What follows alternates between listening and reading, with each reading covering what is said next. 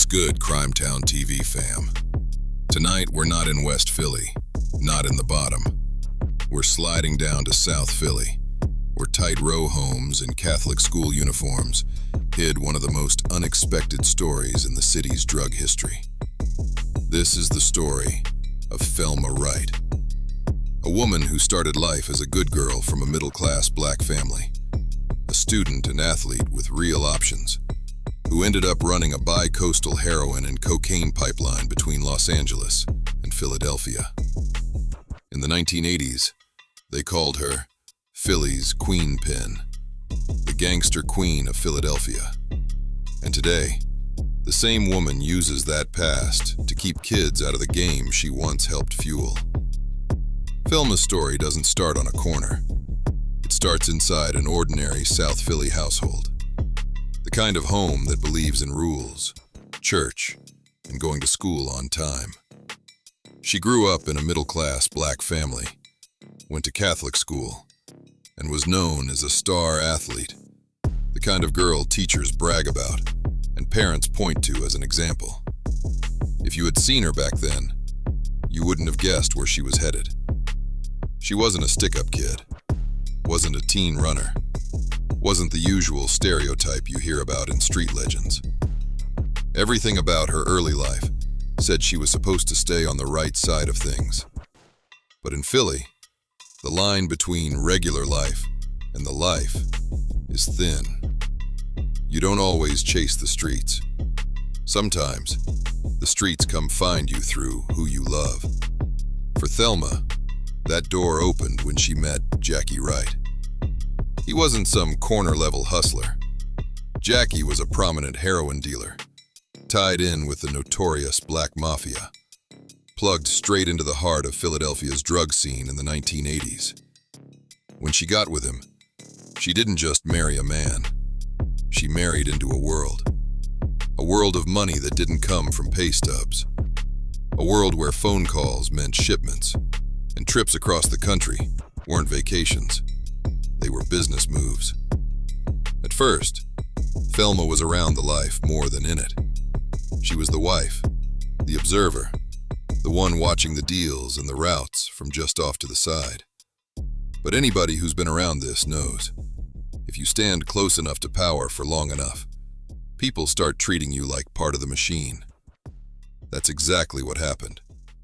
She saw the networks, watched the numbers, understood the rhythm of the operation, and people around her started to realize she wasn't just a bystander. She was smart, organized, and she understood the stakes. Then came the moment that changes every story. In 1986, tragedy hit. Jackie Wright was murdered, another casualty in the violent world he moved through. For most people, that would have been the exit ramp. Husband gone, danger obvious, chance to walk away and never look back. Family and friends could have said, "Thelma's out. She's done with that life now." But that's not how it went. Instead of running from what he built, she stepped into it. After Jackie's murder, Thelma did something almost nobody expected. She didn't disappear. She took over his heroin and cocaine operation. No longer just the woman behind the man, she became the one making calls, handling weight, and managing routes. And this wasn't small time. The article lays it out. She ran a bi-coastal drug empire, moving narcotics between Los Angeles and Philadelphia, using that pipeline to keep a major operation alive. Her reach stretched across the tri-state area, turning highways and flight paths into arteries feeding the Philly drug trade. In a world dominated by men, she rose to the top. The streets labeled her Philly's Queenpin, the Gangster Queen of Philadelphia, because she held power in a lane where women almost never sit at the head of the table. She wasn't the loudest, wasn't starting public feuds, but people in the game knew that behind certain moves, certain shipments, certain stacks of money, there was Thelma. She learned to navigate egos, violence, and law enforcement pressure, all while keeping a public face that still looked like mother, daughter, entrepreneur. Running that kind of operation takes more than nerve. It takes logistics, discipline, and a cold understanding of risk. Product had to move on time. Money had to be counted and cleaned. And every person in the chain, from West Coast Connect to local distributor, was a potential link or a potential leak. Thelma proved she could handle it. The article says she effectively commanded operations across the tri-state area, showing a strategic mind and a level of leadership not usually associated with women in that world. But along with the money came everything else that lives in the shadow of the game. Internal conflict, paranoia, and the constant threat of violence. You don't move heroin and coke on that scale without feeling heat. The 1980s in Philly were wild. Heroin, then crack, turned neighborhoods into battlegrounds. Law enforcement was targeting major players. The Black Mafia was already on the radar. Bodies and bricks always bring cops, informants, and enemies. The more successful she became, the more dangerous the position got. People got arrested. Some flipped. Some vanished. Some were killed. You start looking at every call differently.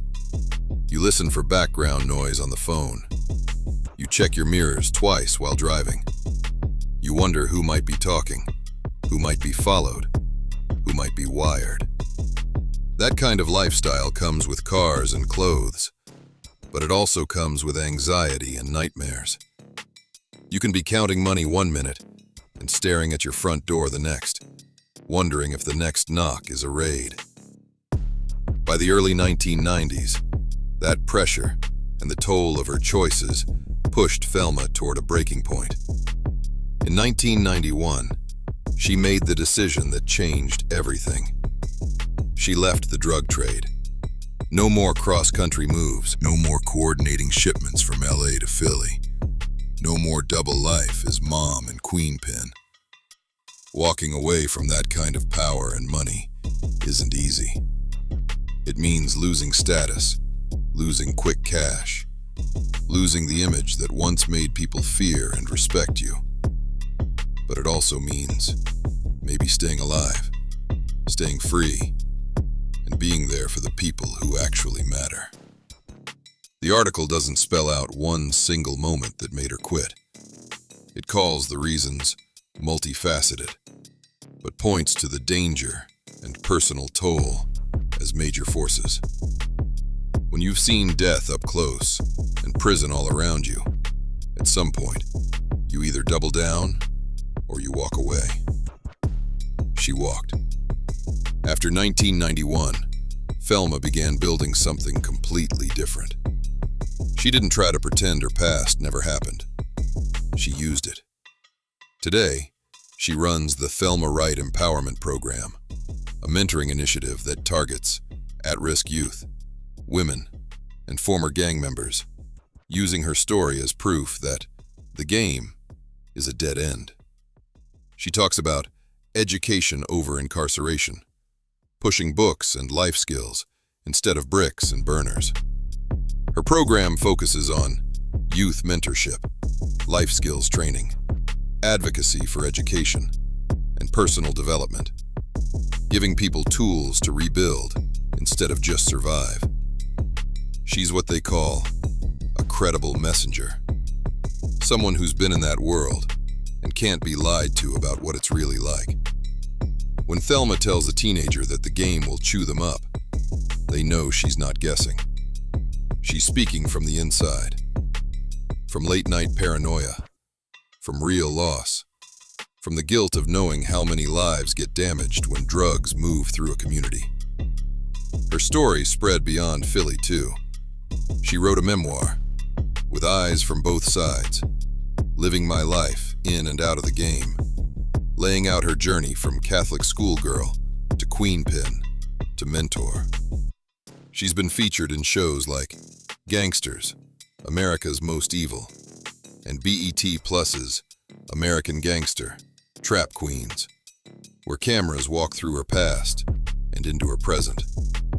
Her life even inspired a proposed TV drama called Philly Reign, developed for USA Network and executive produced by Mary J. Blige, based on her experiences as Philadelphia's Queenpin turned community advocate. Even if that show never fully hits the screen, the fact it got that far tells you how dramatic and powerful her arc really is. The article calls her a symbol of transformation, someone who went from high criminal acumen to high community impact, trading the skills she used to run a drug organization for the skills she now uses to build people up. Her resilience and adaptability stayed the same. What changed was where she aimed them. There's another layer here that matters. The same name, Thelma Wright, exists in other spaces. A doctor, an athlete, other public figures. But the one we're talking about is uniquely defined by two extremes: drug trafficker in the 80s and mentor and reform advocate now. Her story still hits in conversations about crime, redemption, and what rehabilitation really looks like. She is living proof that somebody who once did real damage can become someone who prevents it. That doesn't erase the past, but it changes what comes after. The environment she came from matters too.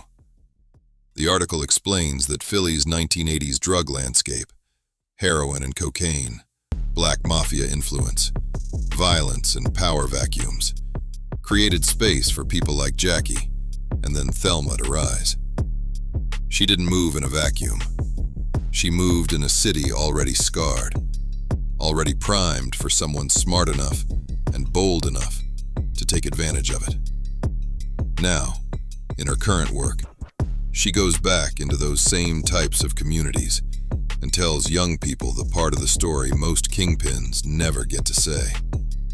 She can explain the allure of fast money and status, but she can also explain the inevitable cost: prison, death, and broken families. And that's where her voice hits different. Because it's not a cop talking, not a teacher who never touched the life. It's a woman who lived both sides and titled her book exactly that, with eyes from both sides. So when people say, Thelma Wright, Queenpin of Philadelphia, they're only telling half the story. The other half is Thelma Wright, mentor, speaker, and credible messenger, who now uses that same fire that once fueled a bi-coastal drug empire to light a different kind of path. She can never undo what happened in the 80s, but every kid she steers away from the streets, every woman she helps rebuild, every former gang member she pushes toward education and self-respect, that's a move in the opposite direction of the damage she once helped cause. This has been the story of Thelma Wright, from South Philly Catholic schoolgirl and star athlete, to the widow of a Black Mafia-connected heroin dealer, to the woman who took over his heroin and cocaine routes between LA and Philly, to the Queenpin they called the Gangster Queen of Philadelphia, and finally, to the mentor who now tells the next generation that the smartest play is not getting in the game at all. You're locked in with Crime Town TV, where the streets still talk and the past never really disappears. If you want more true stories, from West Philly legends like Lil Man to South Philly Queenpins like Thelma Wright, hit that like button, drop a comment, and subscribe. Philly doesn't just make gangsters. Sometimes, it makes people who come back from the edge and try to pull others back with them. Stay sharp. Stay safe. Stay dangerous with your decisions, not your ego. Crime Town TV, we out.